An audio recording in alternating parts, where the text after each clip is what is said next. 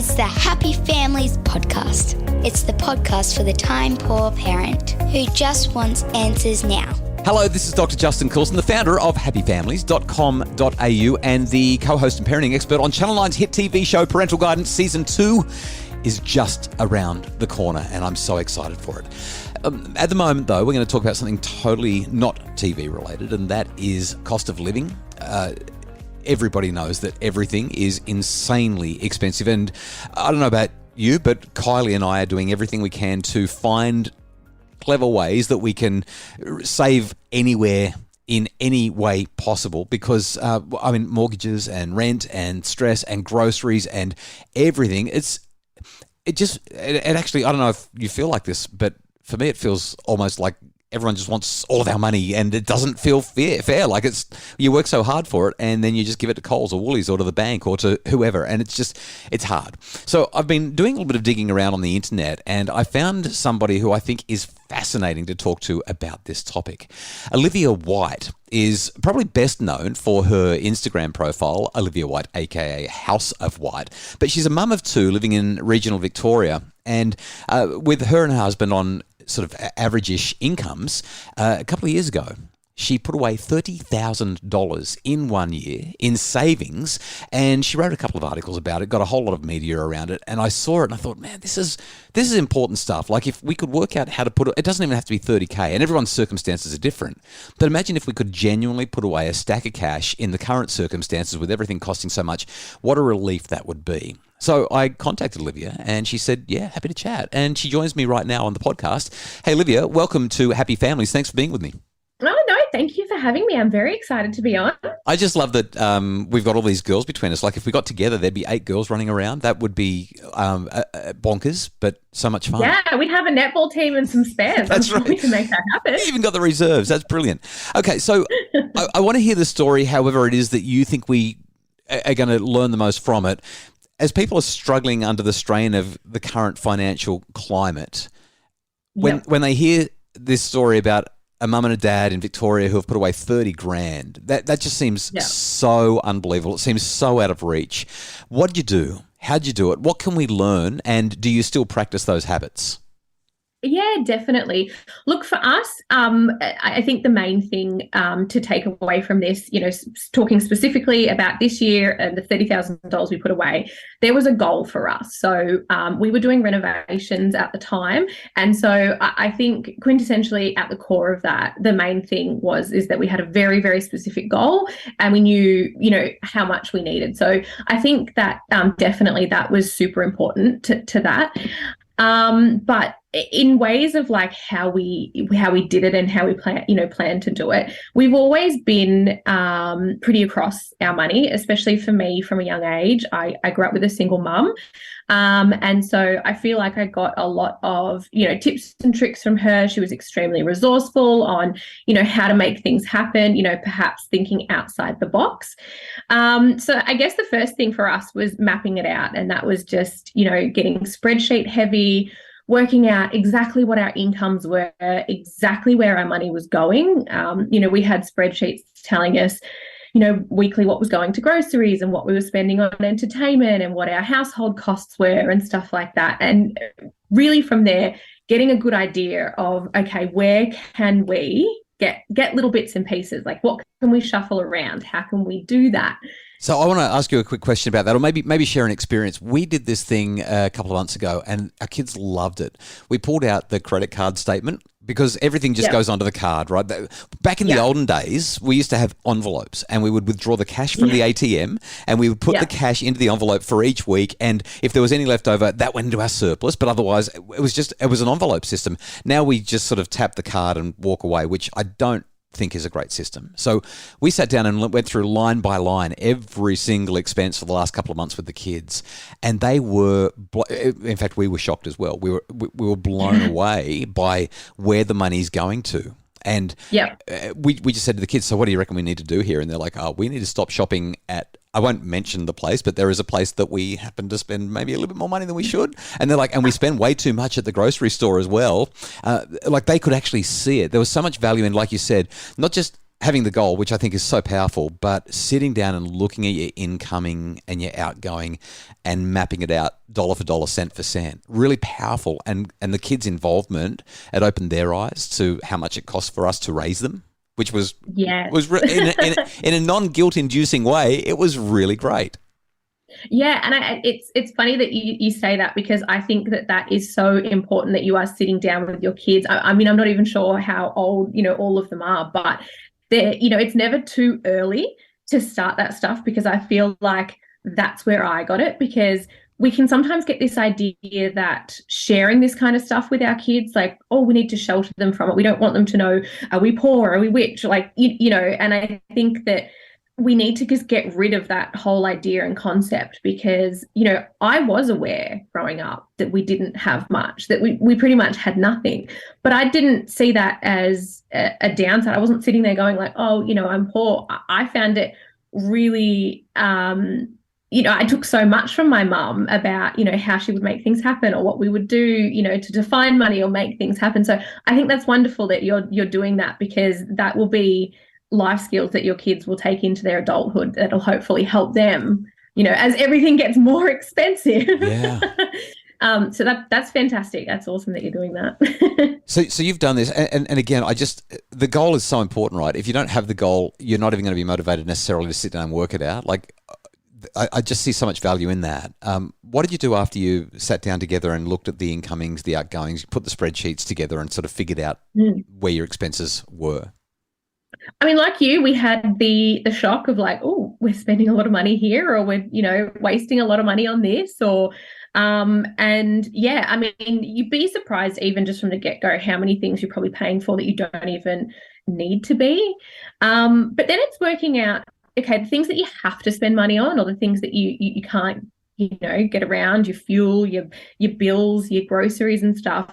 It's then getting savvy around how to find alternatives. Like, I think that we can become extremely complacent. We live in a society of extreme convenience. Yeah. And, sometimes it does take a little bit more time. It does take a little bit more effort, being a bit more conscious about these things. But don't be afraid to shop around for better deals. Don't be afraid to chop and change credit cards, banks, your home loans.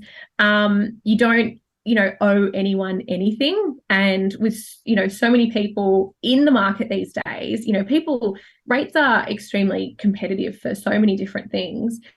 And so, we did a lot of that. Even we use apps to find the cheapest petrol in the area, or, it takes a little bit more time and effort, but these little things build up, and you'd be so shocked at how much it can build up. If you think in a week, you can save, $10 in your fuel, or maybe $20, $25 in your shopping, and you've saved, a couple of hundred by chopping and changing a bill or something like that.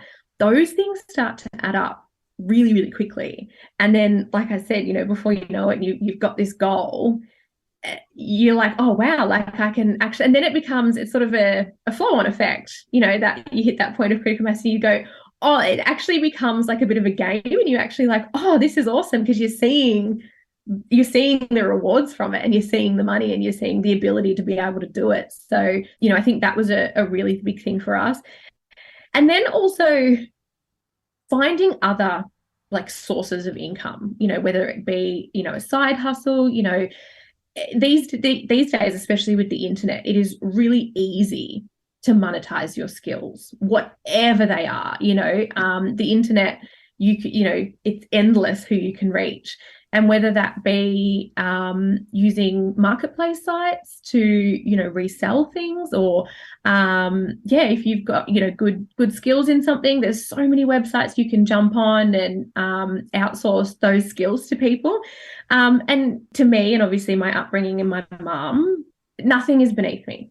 Do you know what I mean? You do what you've got to do to reach those goals. And I would say really, think outside the box, and there'll be plenty of ways that you can find that you can sort of get, I guess, some extra income coming in.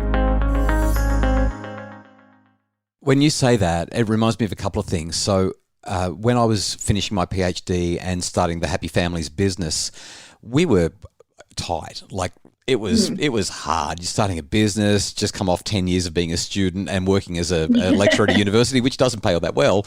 And things were really, really tight. And we had the opportunity. Some friends had a commercial property and they needed a cleaner. Their cleaner had quit. And I said to Kylie, how do you feel about it? And she was like, we'll do whatever we've got to do. Like, we just got to get through this. And so 5 mornings a week, Kylie and I would get up early and we'd go and clean this commercial premises. And it was just that thing that got us across the line. And so I really love the way you've said nothing should be beneath you, because if there's work to do, go and do the work. And what you teach your kids, like our kids would go with us, and we've got these kids that are following us along through this commercial property, and they're cleaning toilets and they're scrubbing walls, and they're doing it, and they learnt valuable skills, but they also learnt that you just do what you've got to do. The other thing that sort of strikes me as you talk about adding an income stream, when we were trying to figure out how to make ends meet, and from time to time we still have that challenge, but my mum, she's like a serial entrepreneur. She's built multiple businesses and done very, very well out of them over the years. And I would complain to her every now and again that things were so tight and things were so tough, and I didn't know how we were going to make it and what could we do. And I wasn't asking her for cash or handouts. I was just looking for a bit of empathy because it was hard. And my mum is not the kind of person to give empathy lightly. And so instead of giving any kind words, she would say, Justin, just go and create it. And I would get off the phone so frustrated, and I'd throw pens at walls and I'd slam phones onto benches and say to Kylie, she just doesn't understand. How am I supposed to create it? Where do I create it? And over the years, what I've discovered is that, as you've just said, there are so many skills, so much knowledge, so much capacity that we all have to create something. It doesn't necessarily happen today. I mean, we need the money today, right? The bills are landed today. But if you're really thoughtful about it, creating a YouTube channel or getting your skills out there. I mean, one of my daughters, she heard this creative idea, and so she started busking. And when she started busking, she was not good enough to start busking. But she went and did it. Yeah, and her attitude was, so what? And people put money in her guitar case, even though she wasn't that good, and that gave her the confidence to practice more and to keep busking. And she is red hot now, and she has she gets real gigs. She's not even busking anymore. She's getting paid for gigs because she went out and started. I've got a 9-year-old, Olivia, who she wanted to do a bake sale. And now she's kind of turned into the cookie chef for our neighbourhood. And she just, whenever she's bored, she cooks up some cookies and then goes and knocks on doors and sells them to the neighbours. Like there's something that we can do to create. Everyone all the time? No, not necessarily. That could come across as being overprivileged. I don't know. But I know what you mean. And, it's funny that you say that about, going out and just, creating it, because that's effectively what I did. And, we were very similar. My husband was building a business from scratch in the early days. We'd both just come out of uni.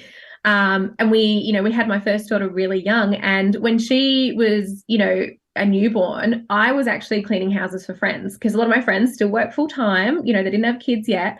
And I could take her in the bassinet. And I was literally cleaning for friends. I also was doing letterbox drops because that was great. I could push the pram around and do letterbox drops. And it wasn't great money, but it was something. And it was something I could do in the circumstances that I had. And, living in regional Victoria, moving to regional Victoria was really hard for me, because getting a job isn't necessarily about what you know, it's kind of who you know.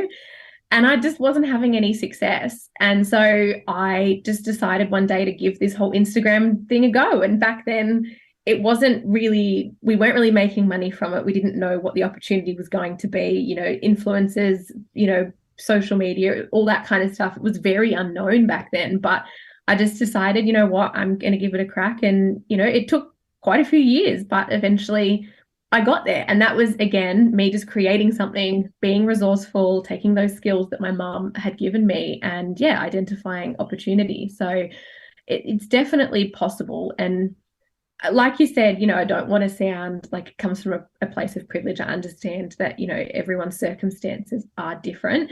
But I think if you just at the core of it, having that goal, wanting something, and just, if the doors aren't opening, create the door. Yeah. Bring your expenses down, find ways to increase your income. And that's kind of I don't know. I was going to say that's the magic formula, but I don't know how magic it is. It's hard and it requires so much intention and effort, right?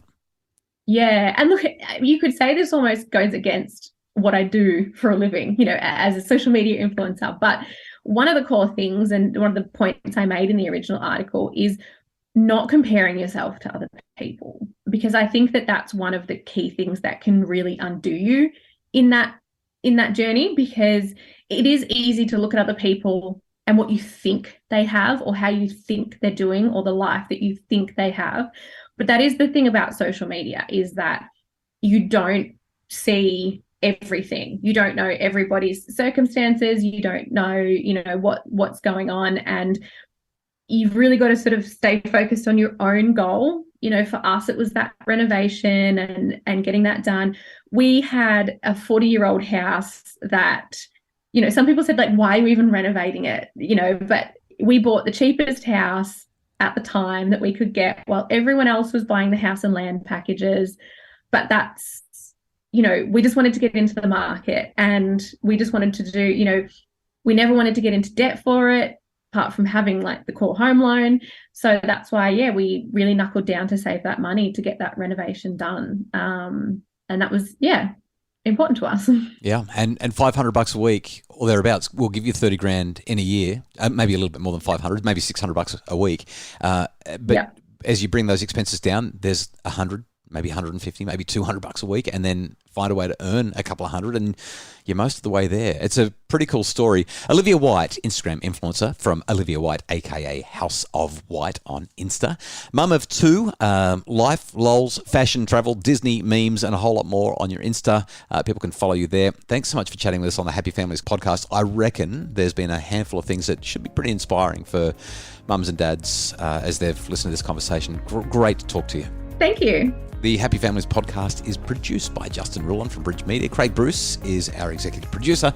And if you want more information, you can check out Liv's Instagram or visit us at happyfamilies.com.au.